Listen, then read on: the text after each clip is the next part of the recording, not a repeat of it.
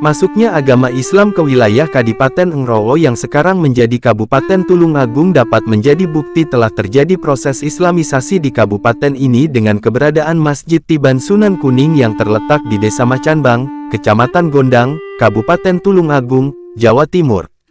Komplek makam ini berbentuk horizontal yang terbagi menjadi dua, yaitu masjid dan makam.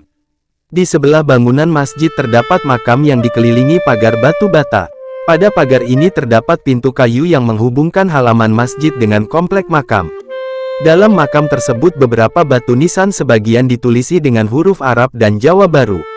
Di bagian tengah komplek makam terdapat sebuah cungkup yang dinyatakan bahwa tokoh yang dimakamkan di sana disebut dengan nama Sunan Kuning yang menjadi cikal bakal sekaligus penyebar agama Islam di daerah ini atau pendiri Desa Macanbang.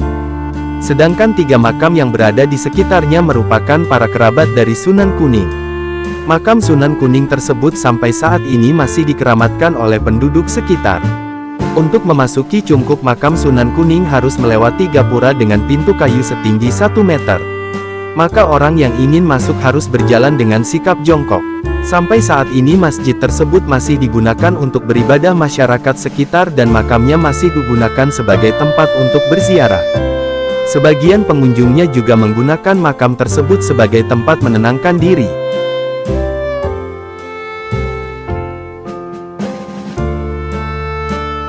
Mengenai catatan sejarah bahwa Sunan Kuning adalah cikal bakal sekaligus penyebar agama Islam di Macanbang. Keterangan lain menyebutkan bahwa yang pertama menjumpai masjid yang disebut Masjid Tiban adalah seorang menantu Kiai Ageng Besari dari Tegalsari, Kecamatan Jetis, Kabupaten Ponorogo, ketika menjalankan misi di sana. Kiai Ageng Besari merupakan seorang tokoh yang desanya menerima perdikan dari Sunan Pakubuwono II karena jasa-jasanya ketika Sunan Pakubuwono II melarikan diri dari geger pecinan pada tahun 1743 Masehi. Diduga bahwa setidak-tidaknya masjid makam itu telah ada pada pertengahan abad 18. Keberadaan situs tersebut membantu pengenalan tentang sejarah Islam di Tulungagung. Dari segi arsitekturalnya dapat dikenali berbagai hal yang menunjukkan bentuk masjid dan makam kuno yang dikenal pada masanya.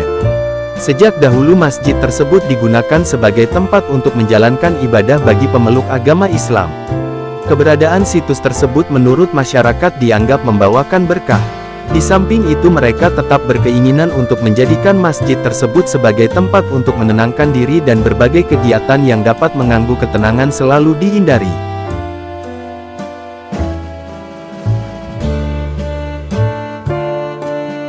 Sekilas tentang kisah Sunan Kuning di Tulungagung. Konon nama asli Sunan Kuning adalah Zainal Abidin berasal dari Jawa Tengah. Ketika usia muda nyantri di pondok pesantren yang dipimpin Kiai Muhammad Besari, tokoh ulama yang cukup ternama dan disegani asal Jetis, Ponorogo. Waktu itu beliau mendapat tanah perdikan dari Sunan Pakubuwono II dari Keraton Surakarta. Selama menjadi santri bahwa Zainal Abidin termasuk santri yang memiliki kepandaian yang cukup tinggi karena mampu menguasai ilmu agama Islam secara menyeluruh mulai tafsir, hadis, Al-Quran dan kitab-kitab kuning.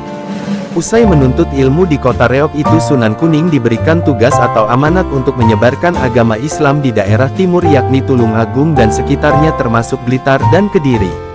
Karena 3 daerah tersebut masih banyak yang belum memeluk agama Islam mengingat dulunya merupakan wilayah kekuasaan kerajaan Kediri dan Majapahit. Zainal Abidin diyakini menginjakkan kaki di Tulungagung sekitar tahun 1727 silam. Kedatangannya beliau dikuatkan oleh sumber dari buku sejarah dan babat Tulungagung yang diterbitkan oleh Pemkab Tulungagung. Perlu diketahui bahwa, sebelum Desa Macanbang seperti sekarang ini dahulu kala merupakan kawasan hutan belantara yang sangat angker.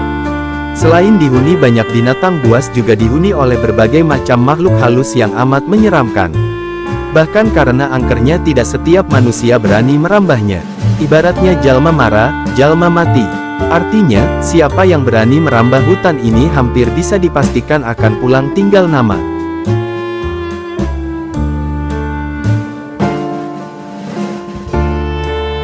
Metode dakwah Sunan Kuning dengan cara-cara yang santun. Lebih banyak memberikan contoh daripada berbicara. Kalau berbicara hanya dengan santri-santrinya yang belajar kepadanya. Tidak ada cacian maupun hujatan kepada pemeluk agama dan kepercayaan lain. Hingga akhirnya banyak masyarakat yang memeluk agama Islam.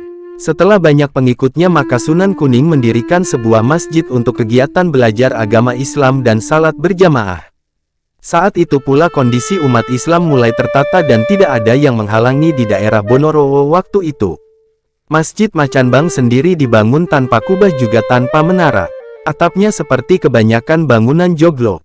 Hanya saja bersusun 3 sepintas seperti masjid zaman Kerajaan Demak. Selama sekian tahun berdakwah di Tulungagung akhirnya Sunan Kuning meninggal dunia dan dimakamkan di belakang masjid di Dusun Kerajaan, Desa Macanbang, Kecamatan Gondang, Tulungagung. Makam Sunan Kuning dalam perkembangannya menjadi salah satu tempat yang ramai dikunjungi peziarah terutama di malam Jumat Legi. Tak hanya dari Tulungagung dan sekitarnya tetapi juga dari Jawa Tengah dan Jawa Barat. Demikian sekilas tentang sejarah Sunan Kuning di Tulungagung.